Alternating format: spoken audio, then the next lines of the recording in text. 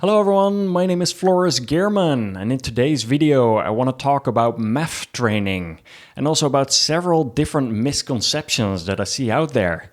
I hear quite a few different people talk about MAF training recently, and I also see quite a bit of misinformation, so that's why I wanted to create this video.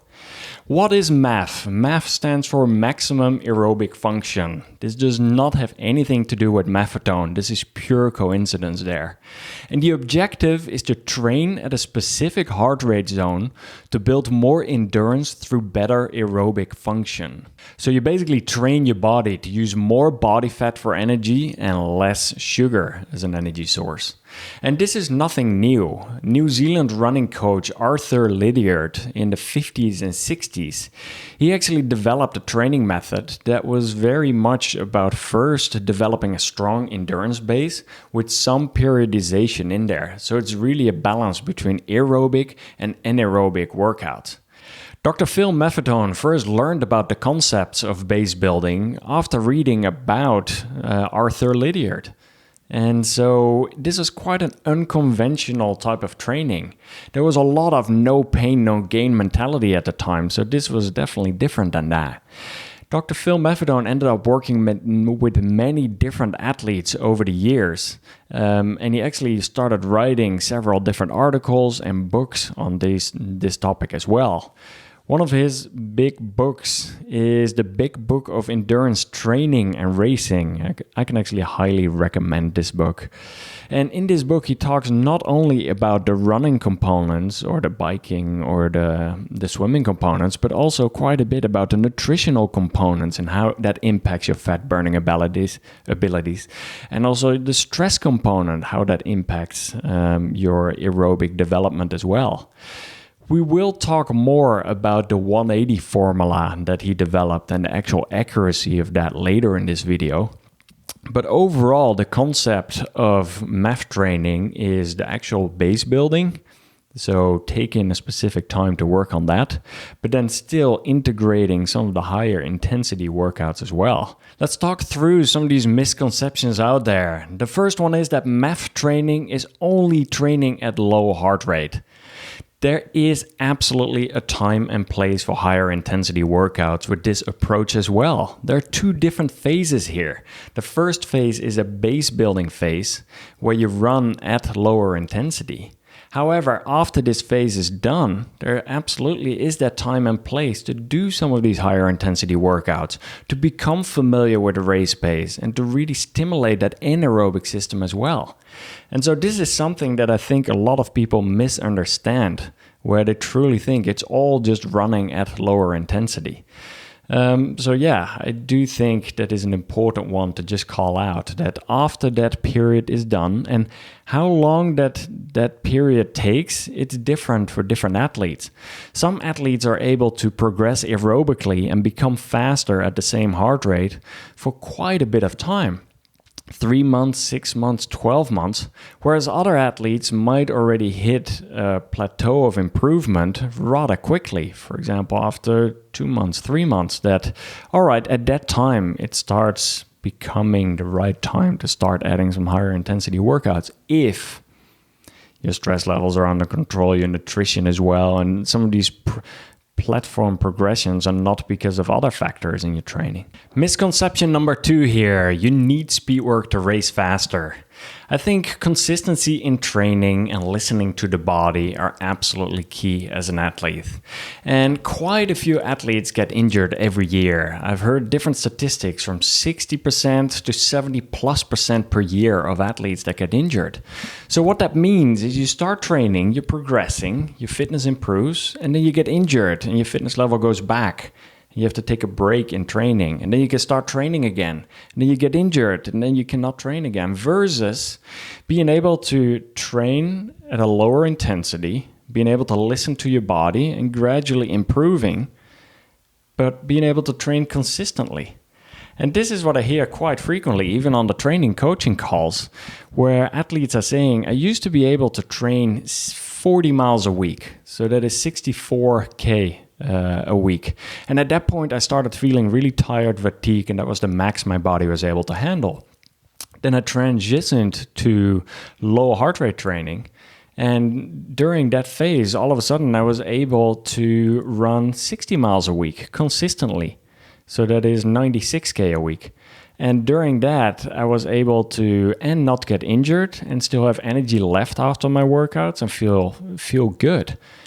And like that makes quite a difference right there. Even if after that base building period at 60 miles a week, there's some higher intensity training involved, at least your body is adapted and gradually build up to that training volume that your body can handle it at that point. As long as you continue to listen to your body and adjust accordingly as well. And so I've seen many athletes actually say that they've ran some of their best races by no speed work or by virtually very minimal speed work. And so I think that's an important one to call out here. And this is where I think that athletes who are aerobically unfit or who are injury prone in particular can benefit significantly from this training approach. The next misconception over here is that MAF training works for everyone. The MAF training approach is really a holistic approach to training, racing, and to life. Not just looking at that running component, but also really making sure that the stress levels are under control, the nutrition is optimized for fat burning, you have enough sleep, rest, recovery for optimal performance over there. And as much as I think this can work for many different athletes out there, there are several different egos involved as well that come into play in training that might hinder some people being able to follow this through. This is really a short-term sacrifice for a longer-term reward. And like with, for example, the social media pressure, people feeling pressure to post fast runs on Strava or caring about being passed on the bike path if in the initial stages of your training you have to slow down. Those things are real. And as much as I believe that is beneficial to do that for longer term improvement, some people simply cannot let themselves get passed by some other people because they have that need that they want to keep up. And this is where I think there's different personalities. Some people really like to go do CrossFit 4 times a week or 5 times a week and go train at high intensity. And then they try to combine that with a low intensity heart rate approach. That simply doesn't mix together during a base building phase. You're going to be putting too much stress on your life and on your body for optimal fat burning to happen with this low intensity training approach. And so this is where I don't think the MAF training approach works for everyone. As much as people can all benefit from it, if you only want to run in fast group run settings, and that's the only way that you enjoy running, then you might not enjoy this training approach because probably you're going to want to run some more individual runs for a while here. Or you might want to find some other training partners who are willing to slow down with you. So there are different elements involved here, but I do not think that the MAF training approach is the only approach to train and that it works well for everyone there. The other one that I hear sometimes is that MAF training only works for those with a background of a 5K, 10K, or those with very minimal fitness levels. This simply is not true. I've come across many different athletes who have run their best races with this training approach. I've also interviewed several different elite athletes who have won races, whether it's in the ultra distance or in shorter distances, with this training approach. Here are a few of them. For example, Jonathan Walton. He is 50 years old and he ran a PR of 2:28, making him the fastest guy in the UK in his age category. Larissa Danish, who placed second at Western States, and she ran a 5:59 50-miler and a 2:44 marathon. Josh Sambrook, who ran a 2:28. Jason Gierman, a 2:24 marathoner. Julianne, one of the women in our marathon PR program, who just passed me in the CIM marathon and who finished at the 2:49. Mark Gugazella, who ran sub-3-hour marathons for 30 plus years. And 6-time world champion Ironman Mark Allen, just to name a few. Let's talk about the next misconception, or at least misconception to what I think is out there. And that is that the MAF 180 formula is accurate for everyone. So Dr. Phil Maffetone actually developed the 180 formula, and he did this through years of working with different athletes. So high level here, you would take 180 and you subtract your age, and then you modify it with your health or fitness profile. So for example, if you're a healthy athlete, you're 40 years old, and you've been consistently training for the past 2 years, have been progressing in your training, you've been working out at least 4 times or more a week. You have not experienced any major injuries and you're not on medication, then you can add +5.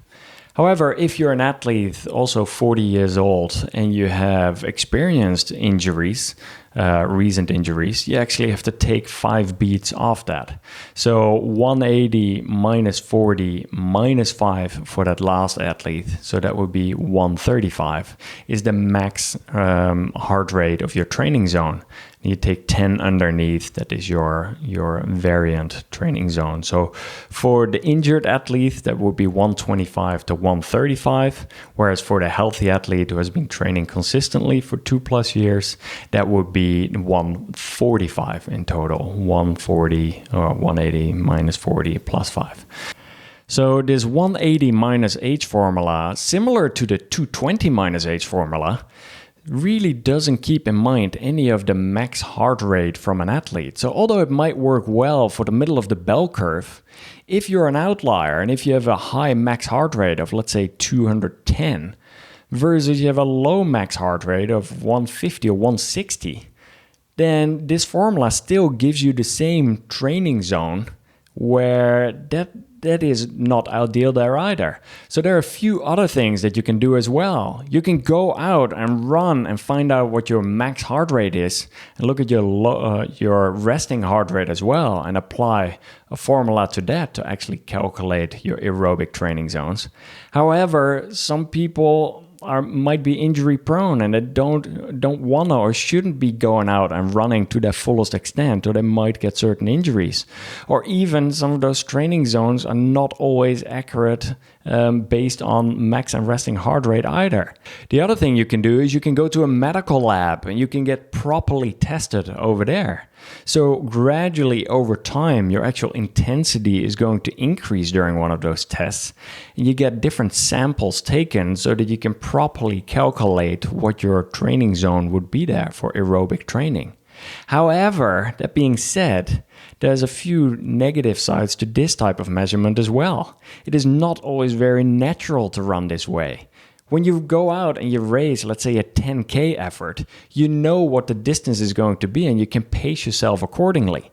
During one of these tests, you're going to be running quite unnatural because you're going to be running until exhaustion. And so your mind, it plays quite a different role in this as well. The other thing is that a lab test can be quite expensive as well. The last one I did was, I believe, $175 or $200, and not everyone would want to spend that. What I do like a lot about the MAF 180 formula is that your actual training intensity does change based on your actual fitness and health profiles. So for example, if you have experienced a recent cold or recent injury, you're going to be training at a lower intensity than when you have been training consistently. And I think this is actually very valid. And that a lot of athletes can actually quite benefit from this. Purely going back to the injury part we talked about earlier, that so many athletes get injured throughout their training cycle, that even if you lower the intensity a bit, purely to be able to enjoy the workouts and be able to consistently train, versus getting injured and going back in your training, I think there's absolutely something over there. So is there a perfect formula that you can apply for your specific training? I don't think there's a one size fits all training answer for that, or formula answer for that. I do think learning to listen to the signals of your body and adjusting some of your training zones on that as well is very important too. I think the more you train at lower heart rate or lower intensity, and the more you kind of become familiar with the different signals from your body, even at higher intensity, I think you can only benefit from that. And this is where I see quite a few athletes who have been training at lower intensity actually train quite a bit under MAF as well. And so it is quite an interesting topic to talk about. But yeah, I think it is very individualized to come up with the right answer there. One of the next misconceptions I hear quite frequently is MAF training doesn't work because I have to walk. Or the other one, I've tried MAF training for 3 months and I'm not progressing aerobically, so it doesn't work. And I think this is something that you have to take a step back and not just look at the running component, but see what are other elements in this person's life going on. For example, if you're eating poorly, this can significantly impact your overall aerobic development. If you are very stressed out of your mind, then that is going to impact actually how you are progressing as well. And so some of these things, if you're not sleeping correctly, recently I came across someone who was only sleeping 5 hours a night and was not progressing aerobically. When we changed that to 7 to 8 hours a night, all of a sudden this person started to progress quite quickly in training. Some other times I discovered that someone is actually doing cross training several times a week at very high intensity. And so sometimes you have to take a step back over that. And some people have been training very intensely for many, many years that when they start out with low intensity training, they're first going to have to de-stress and they might actually go backwards before they start progressing. In the Extramilest Facebook group, recently someone posted a graph about that as well.